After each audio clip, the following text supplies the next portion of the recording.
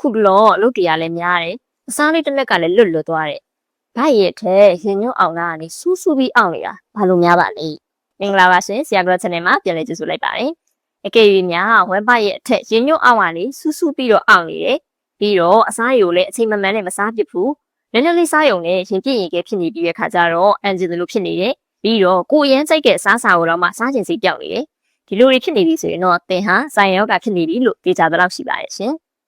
အစာရင်အကြောင်းကိုရှင်းပြရရင်အဓိကအဖြစ်အရေးကြီးတဲ့အချက်ရှိပါတယ်ပထမတစ်ချက်ကတော့အစားအစာတွေကိုချိဖြတ်ပြီးတဲ့အစာရင်တွေကအက်ဆစ်တက်ရဲ့နောက်တစ်ခုက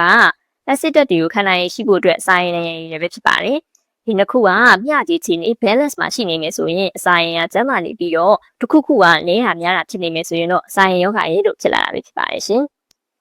ပုံမှန်အားဖြင့်အစာအိမ်ရဲ့အစာချီဖြတ်ပြီးတဲ့အက်ဆစ်တက်ကသူ့ရဲ့ peak time အမြင့်ဆုံးအနေနဲ့6နာရီကြာစီထွက်တယ်လို့ဆိုနိုင်ပါတယ်ရှင်မနက်6နာရီကနေနေ့လယ်12နာရီပြီးတော့ညနေ6နာရီ6:26လေးနဲ့ပေါ့နော်